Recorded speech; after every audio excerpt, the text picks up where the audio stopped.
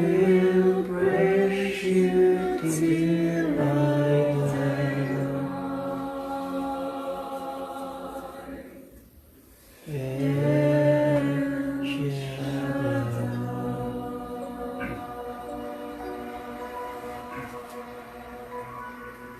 Sa ngalan ng Ama, ng Anak at ng Espiritu Santo. Amen.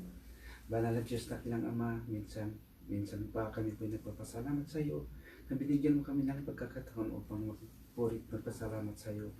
Banal na Diyos, dakilang Ama, maraming salamat sa panibagong buhay na pinagkaloob mo sa amin. Maraming salamat, Ama, na minsan pa tinipon mo kami dito sa lugar na ito upang mapagnilay-nilayan ang iyong mabuting balita. Banal na Diyos, dakilang Ama, patawarin mo rin kami sa lahat ng nagawang kasalanan. Nagkakasala kami sa iyo, Ama. Maraming salamat sa pagkakataon ito at bigyan mo po ng tanda't himala sa babalaghan ng iyong mabuting balita na aming pagsalo-saluhan ito ngayon sa araw na ito.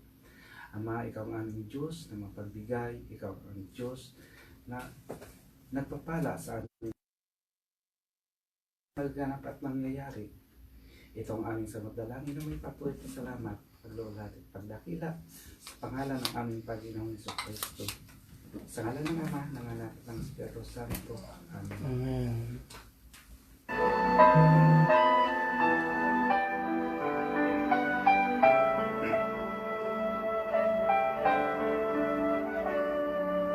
Pag-ibig ang siyang pukaw sa ating puso at kaluluwa, ang siyang nagtulog sa ating buhay, liwanag sa dilim at pag-asa.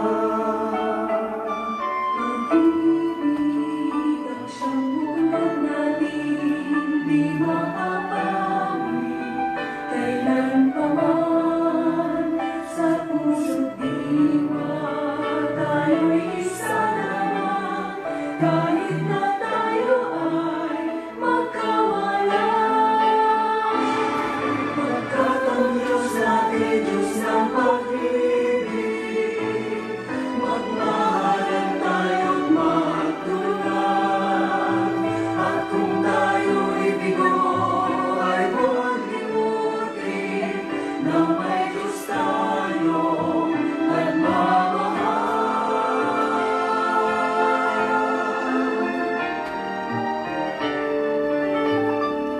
Sikapin sa ating pagtulog, ipamalita sa buong mundo. Pag-ibig ng Diyos na siyang sumakop sa bawat pusong buhaw sa pagsuyo. Pagkat ang Diyos natin, Diyos ng pag-ibig, magmahalan tayo't magtulungan. At kung tayo'y bigo ay huwag limutin na may Diyos tayo na nagmamahal.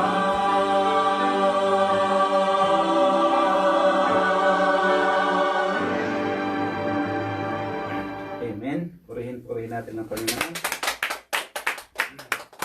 Mga kapatid, sa Panginoon, ulitin po natin ang pagbasa sa mabuting balita. Hahangulin po natin sa Juan 12:20 hanggang 33. Ang mabuting balita ng ating Panginoon ayon sa Ebanghelyo ni San Juan, verse 12, chapter 20 hanggang 33. Ganito ang makakasaad. Hinanap ng ilang Griego si Jesus. Kabilang ng ilang Griego sa mga pumunta sa piyesta upang sumamba, lumapit sila kay Felipe na taga Bethsaida, Galilea, at nakiusap, "Ginoo, ibig po naming makita si Jesus." Sinabi ito ni Felipe kay Andres, at silang dalaway lumapit kay Jesus at ipinaalam ang kahilingan ng mga iyon. Sinabi ni Jesus, "Dumating na ang oras upang parangalan ang anak ng tao. Tandaan ninyo, malibang mahulog sa lupa ang butil ng trigo at mamatay, mananatili itong nag-iisa. Ngunit kung mamatay ito, mamumunga ng marami. Ang taong labis na nagpapahalaga sa kanyang buhay ay siyang mawawalan nito. Ngunit ang napupuot sa kanyang buhay sa daigdig na ito ay siyang magkaroon nito hanggang sa buhay na walang hanggan. Dapat sumunod sa akin ang naglilingkod sa akin, at saan man ako naroroon, ay naroon din ang aking lingkod. Pararangalan ng Ama ang sinumang naglilingkod sa akin. Ipinahiwatig ni Jesus ang kanyang kamatayan. Ngayon ako'y nababagabag, sasabihin ko ba, Ama, iligtas mo ako sa kahirapang daranasin ko? Hindi. Sapagat ito ang dahilan kung bakit ako naparito, upang danasin ang kahirapang ito. Ama, parangalan mo ang iyong pangalan. Isang tinig mula sa langit ang nagsabi, pinararangalan ko na ito at muli kong pararangalan. Narinig ito ng mga taong naroon at ang sabi nila, kumulo. Sabi ng iba, nagsalita sa kanya ang isang anghel. Sabi ni Jesus, ipinarinig ang tinig na ito dahil sa inyo, hindi dahil sa akin. Panahon na upang hatulan ang sanlibutan, itataboy ngayon sa labas ang pinuno ng sanlibutan ito. At kung ako'y naitaas na, ilalapit ko sa akin ang lahat ng tao. Sinabi niya ito upang ipakilala kung paano siya mamamatay. Mga kaibigan, mga kapatid ko sa ating Panginoong Jesucristo, ito ang mabuting balita ng ating Panginoong. Pinupuri ka namin, Panginoong Kristo. Mga kapatid, sa mga sandaling ito, pag-nilayin muna natin sandali ang isang kanta.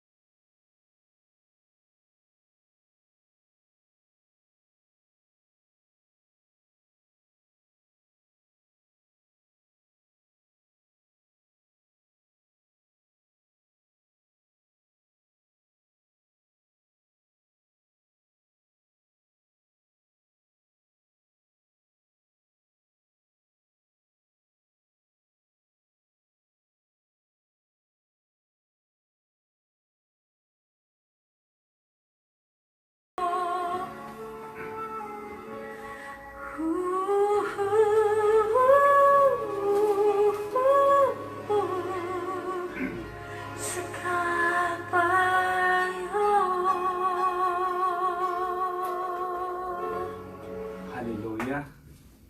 Ngayon narinig natin ang isang awit na kung saan na nagpaalaala sa atin mga kapatid. Kung gaano tayo kamahal, iniibig ng Diyos. Ngayon, mga kapatid, narito na po tayo sa ikalawang linggo ng Kwaresma. Na kung saan 40 araw sa paghanda sa mahal na araw upang guntain at sariwain muli ang pagkasakit ng ating Panginoong Hesukristo. No? Ang kanyang pagkamatay at muling pagkabuhay. Sa sunod na linggo, mahal na araw na. No? Ito na naman ang hinihintay natin. Ang Kwaresma, ang ibig sabihin nito ay 40 days na panahon ito. Maglaan tayo ng oras o panahon at suriin ang ating mga sarili o magnilay-nilay.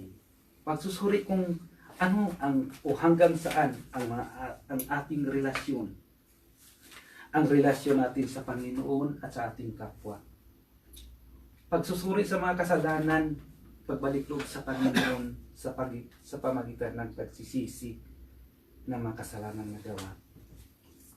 Pagkatandaan po natin mga kapatid, na sa tuwing sasapit ang panahon ito, ito'y nagpaalaala sa atin kung gaano kalaki ng pagmamahal ng Panginoon sa atin.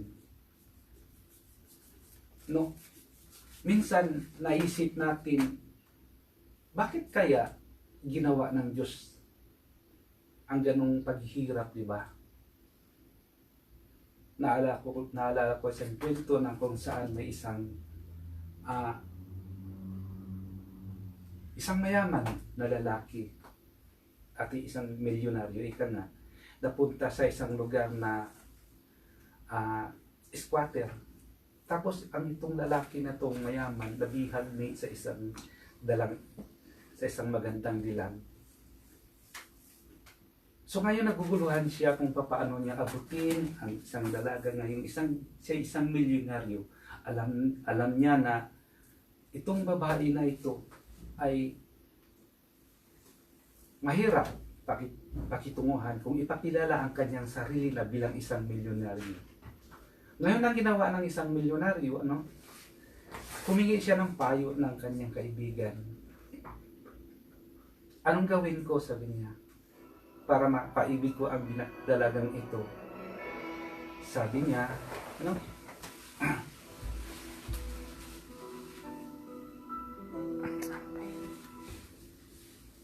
na nagkukunyari siya na hindi siya isang mayaman.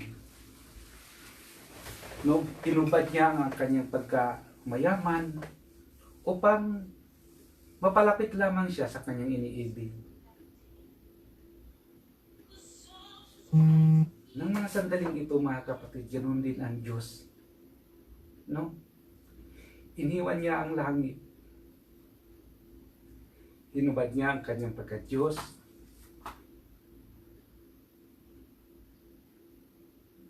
Nagtakumbaba at namuhay sa piling natin para lamang maabot niya tayo na kung tutusin, sino ba naman tayo? Tayo kanyang mga nilikha. Sabi nga sa John 3:16, for the ganda mo, sa John 3:16,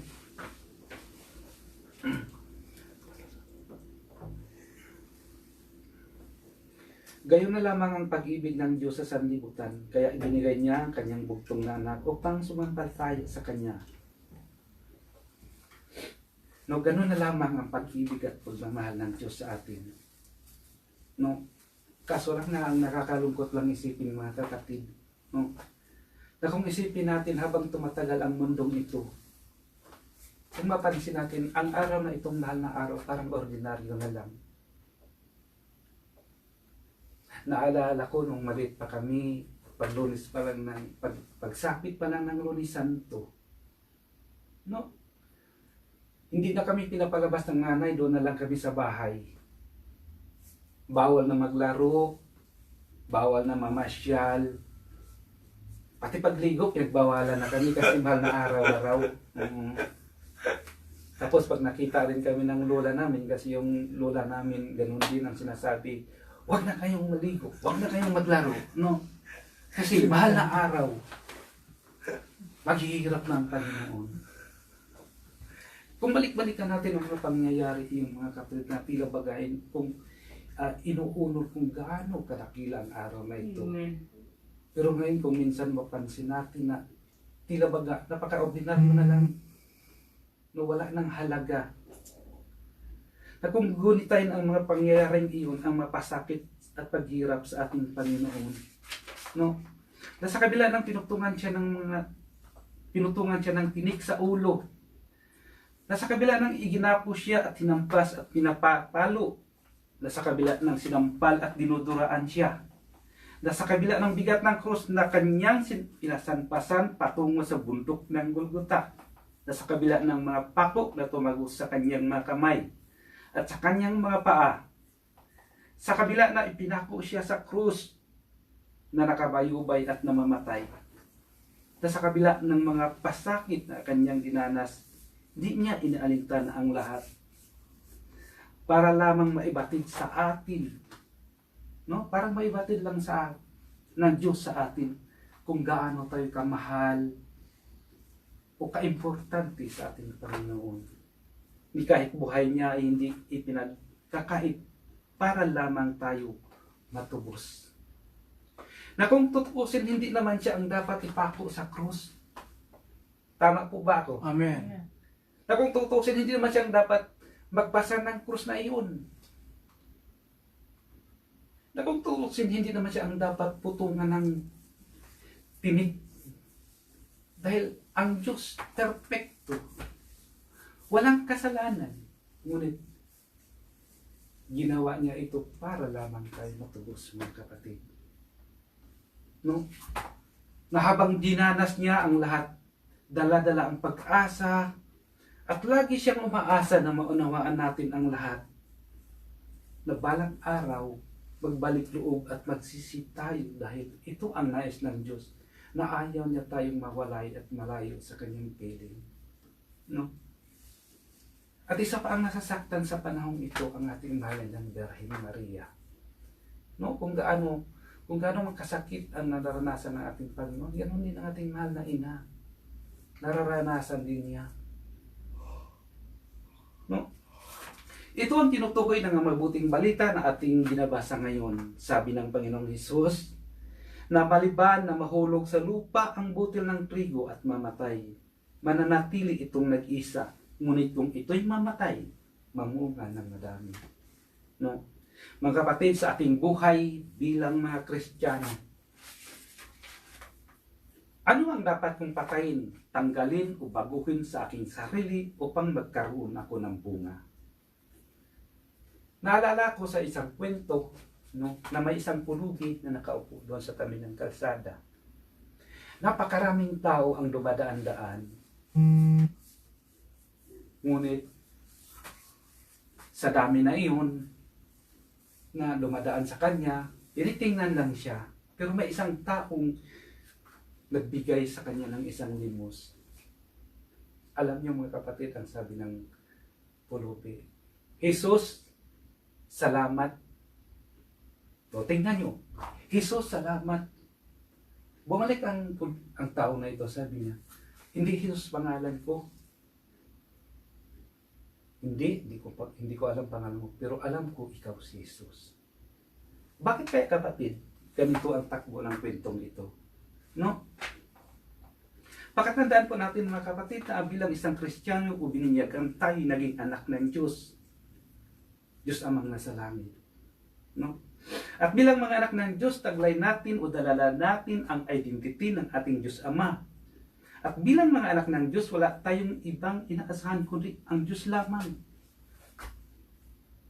No, sa tuwing mga kapatid, sa pagkakasalita, no, na sa tuwing gumagawa tayo ng kabutihan, makikita sa atin ang identity ng ating Diyos Amang nasa langit. Kaya itong pulubi, sinabi niya, hindi man niya alam ang pangalan ng tao. Jesus. Siya si Jesus. Kasi ang ugali ng ating Panginoong Jesus, ganun sa pinakita niya sa isang pulpit. No?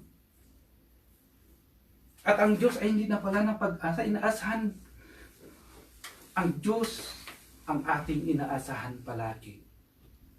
Pag-asa. Hope. Tama ba ko sa Amen. English? Dito pag-aralan natin ang salitang hope, no? Ano ang unang letra ng hope? H. H.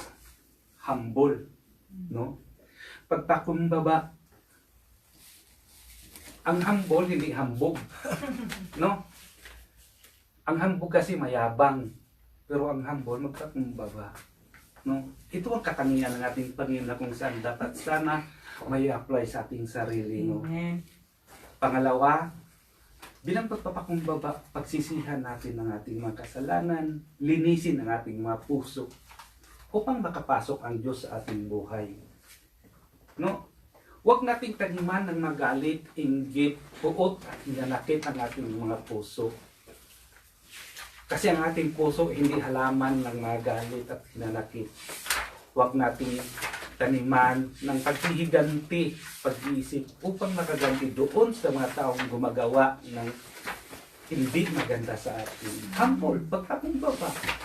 Kasi kung titingnan natin ang ating Panginoong Jesucristo sa panahon ng siya'y tinakop sa krus, ni isang salita, wala man lang siyang nabanggit na humanda kayo sa aking pagbalik.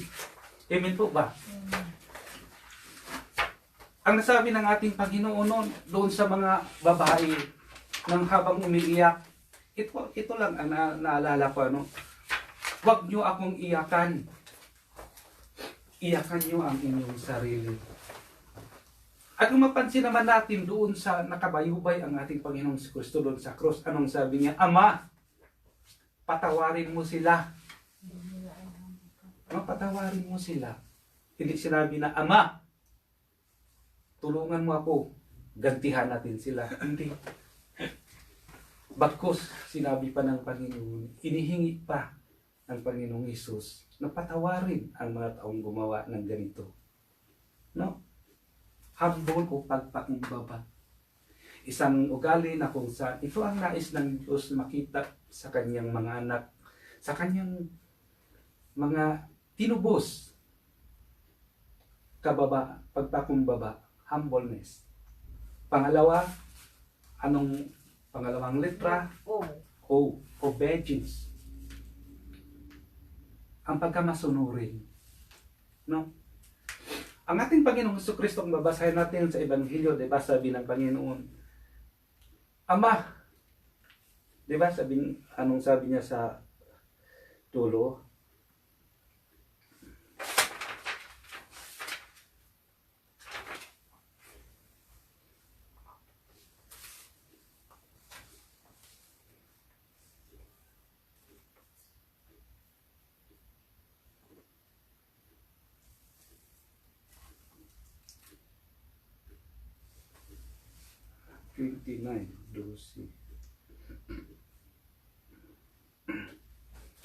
Ito ang sabi ng ating Panginoon. No? Ngayon ako'y nababagabag. Sabihin ko ba, Ama, iligtas mo ako sa kahirapang daranasin ko? Pero ang sabi ng Panginoon, hindi. Sapagkat ito ang dahilan kung bakit ako naparito upang daranasin ng kahirapan ito. No, sa makatuwid, ang Diyos, ang Panginoong Hesus, kung minsan talaga makita natin dito na parabang nagtatanong na kung susundin ko ba ang aking kalooban o ang kalooban ng Diyos. Na kung tutuusin o titingnan natin, ika nga, nandoon na sa sangandaan ang ating Panginoon. No? Na kung tutuusin, pwede naman niyang mag-deny siya. Ayaw niya. No? Kung tutuusin ang Panginoon, nasa kanya ang lahat. Pero hindi. Dahil ang nais ng Panginoong Hesus na sundin ang kalooban ng Diyos Amang nagpapadala sa Kanya. No? Ganun din tayo mga kapatid. Dapat masunurin tayo palagi. Amen. Ito ang ugali ng isang Kristiyano. Sabi sa 1 Samuel 15:22-23, naalala nyo ang kwento ni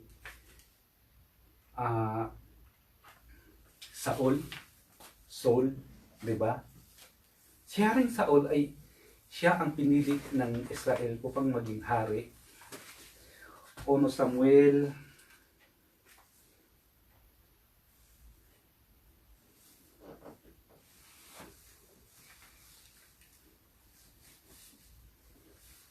Samuel, 15.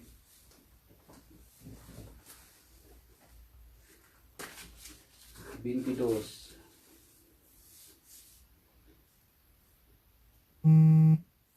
Oh. Sinabi ni Samuel, akala mo ba higit na gugustuhan Yahweh ang handog at hain kaysa pagsunod sa kanya? Kasi bakit nasabi ito ni Samuel? Kasi inutosan si Saul ni Yahweh na lipulin ang mga tao, no? Ito, yung ang ano kasi nito, ang kwento, yung paglipol sa mga kalaban niya, no? Pero anong sabi na? Sinabi ni Samuel, akala mo ba higit na nagugustuhan ni Yahweh ang handog at hain? Kasi ito ang nung hindi pa dumating si Samuel, no? Si Haring Saul ay nagbabagabag na. At ang gusto ng mga tao na piliin ang mga baka, ang mga magagandang baka na kung saan ihandog daw nila. Pero ang kabilin-bilinan ng Panginoon kay Saul, lipulin lahat. No, lipulin lahat. Walang ititira. No, ito ang sinabi ng Panginoon ni Samuel. Sinabi ni Samuel, akala mo ba higit na gustuhan ni Yahweh ang handog at hain kaysa pagsunod sa kanya? So ang pagsunod pala mga kapatid ay napaka-importante. Amen. At napakahalaga sa ating buhay bilang mga anak ng Diyos. Amen. No?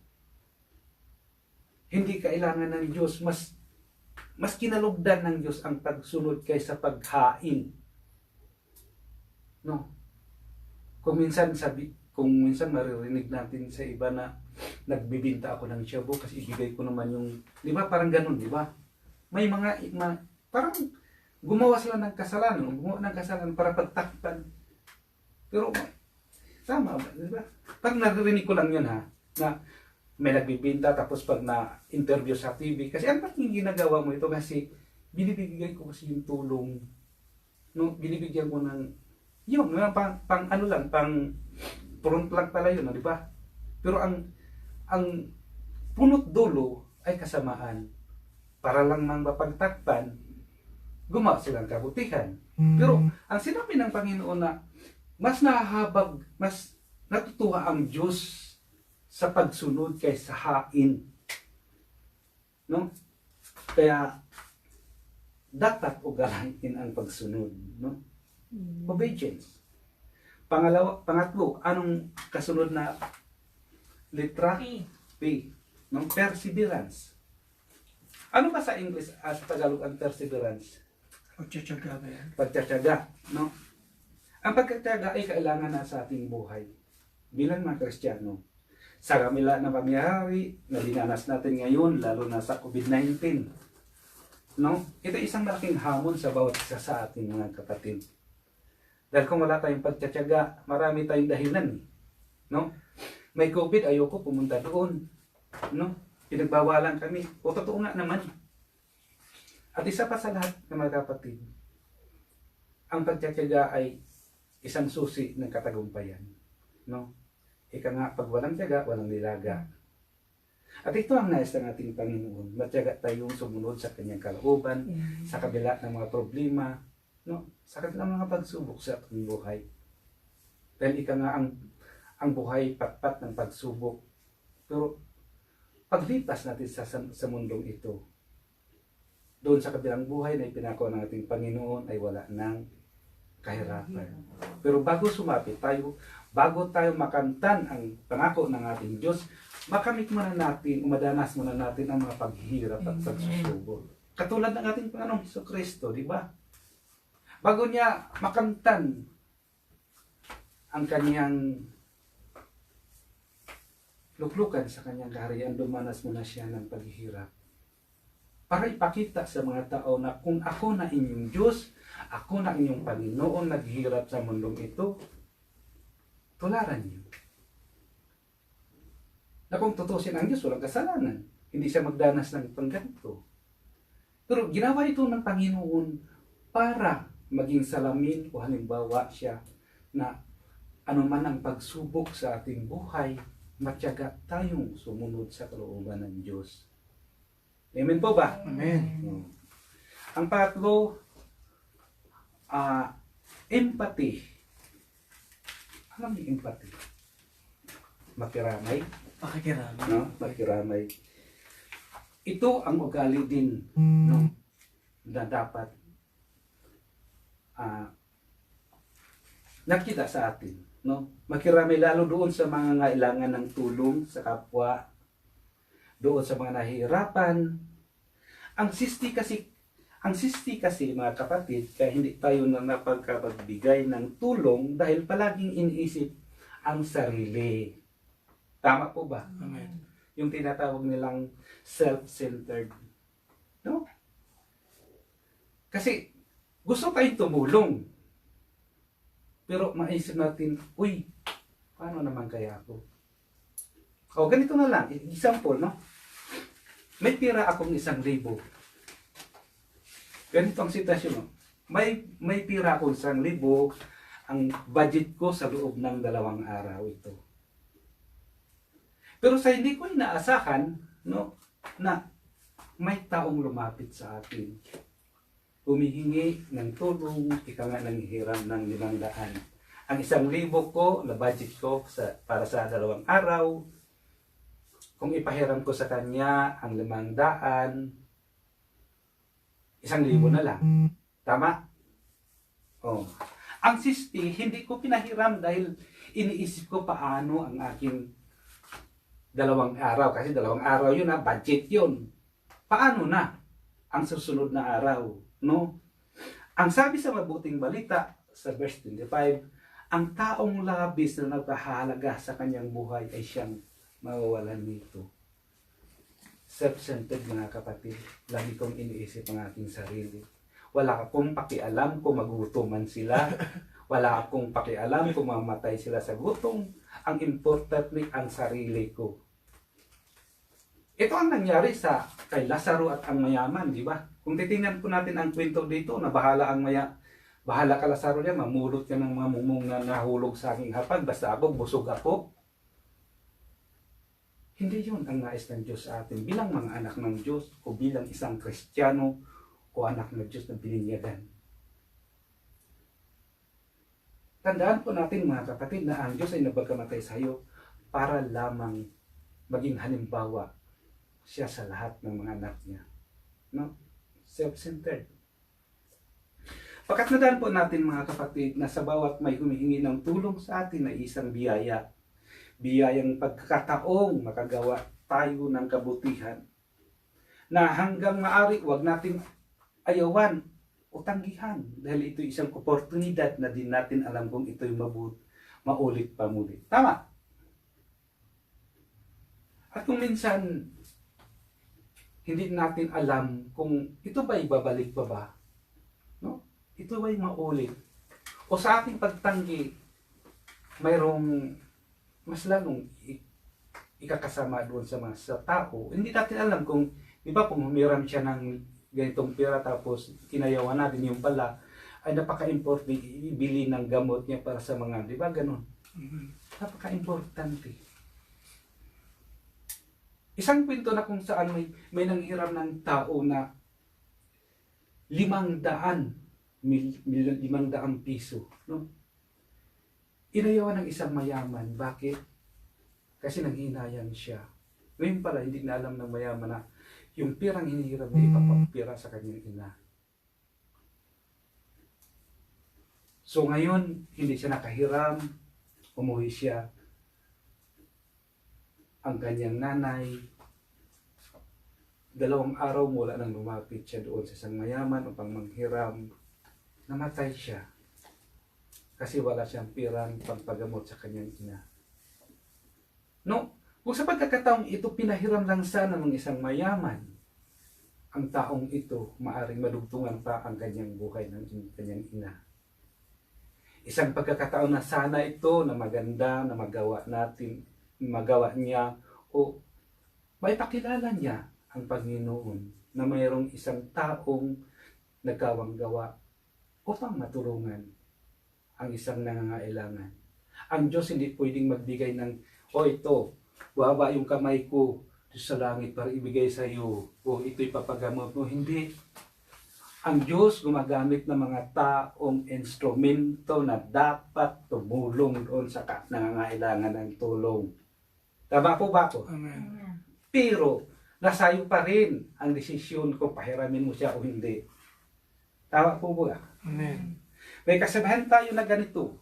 Minsan lamang tayo daraan sa daigdig na ito. Kung anumang kabutihan nga maaari nating gawin o ipadama, gawin na natin.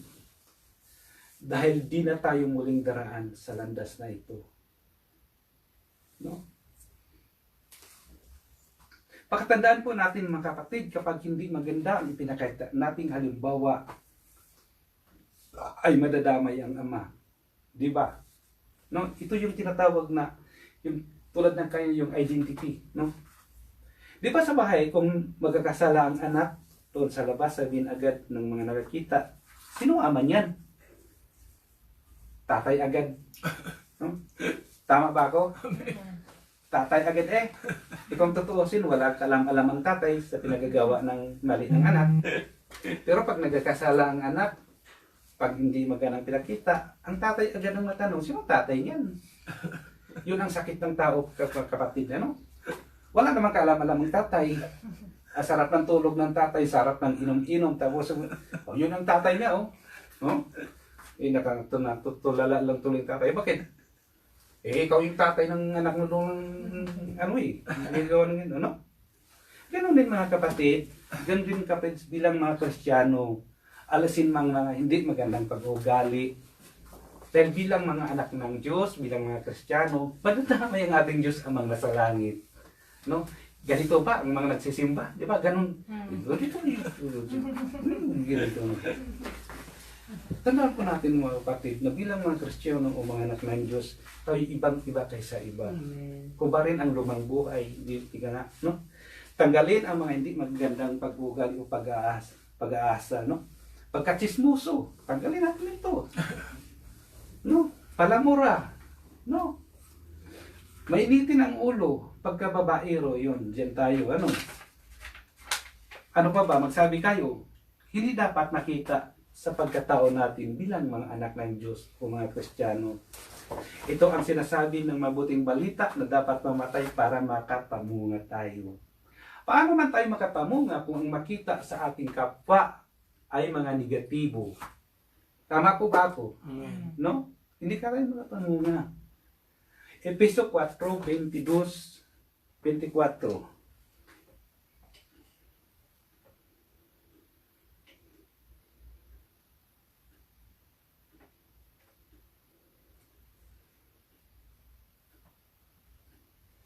Episo 4:22-24, no? Iwanan ninyo ang dating pamumuhay, hubarin na ninyo ang inyong dating pagkatao na napapahamak dahil sa masamang pita. Magbago na kayo ng diwa at pag-iisip at ang dapat makita sa inyo ang bagong pagkatao na nilikhang kalarawan ng Diyos, kalarawan ng kanyang katuwiran at kabanalan. Amen po ba? Amen. No? Ang nais ng Diyos sa atin ay maging huwaran o halimbawa sa iba.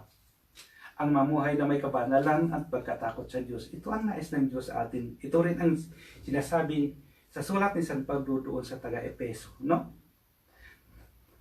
Tandaan natin, mga kapatid, hindi lahat binigyan ng karunungan at pagkakataon na tumayo sa pulpito para pagsigawan ang kabutihan at kadakilaan ng Diyos. Ngunit, may ngunit pala. No? Ibinigay ng Panginoon sa atin ang lahat ng oras at panahon upang ipahayag ang ganyang kabutihan at kadakilaan sa pamamagitan ng ating magawa. Yun ang sinasabi ko kanina. Baguhin.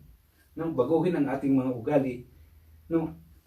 Naalaala ko ang may isang santo na humingi sa Panginoon ng karunungan o katalinuhang maghahayag ng mabuting balita. Kilala niyo ba ito? No?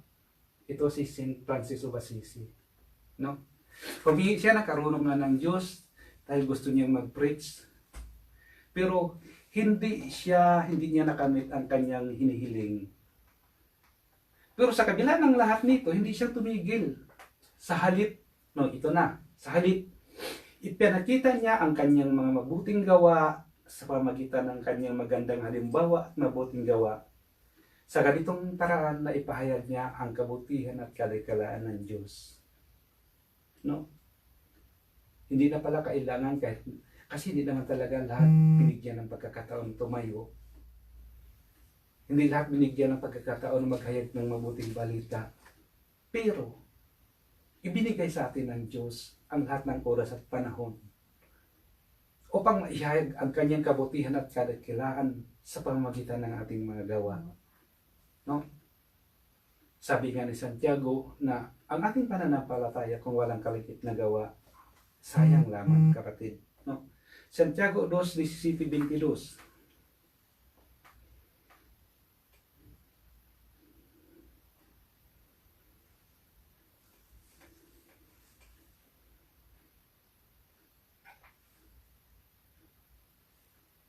No, kung sabi ng isa sa inyo, patnubayan ka nawa ng Diyos, magbihis ka at magpakabusog, ngunit hindi naman siya binibigyan ng kanyang kailangan, may mabuti bang maidulot sa kanya iyon? Yun ang sinasabi ni San Pablo, ano? Hindi yung, praise the Lord, lumakad ka, biblisingan kita sa ngalan ni Jesus, mabubusog mo. May magagawa ba yun? Di ba? Wala. Tama. Di ba sabi ni, kayo din naman, patay ang pananampalatayang walang kalakip na gawa. No? Katulad ng manamumunting bituin sa kalangitan, na sa gitna ng dilim nakita ang kanyang liwanag. Ganon din tayo mga kapatid na sa ating mabuting gawa at mga halimbawa, no? Ito ang kailangan bilang mga anak ng Diyos o bilang mga Kristiyano.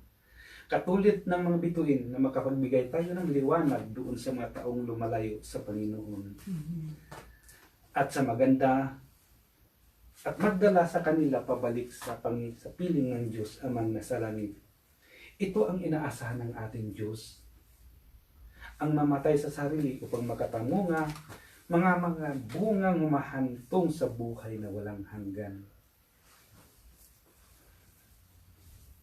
Kaya mga kapatid, kung minsan isipin natin ang ating sarili. No? Ikaw na nanonood.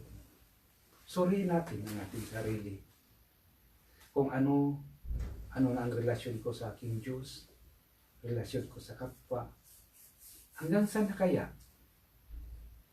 No? Isang katanungan na kung saan tayo lang ang makapagbigay ng katugunan o kasagutan.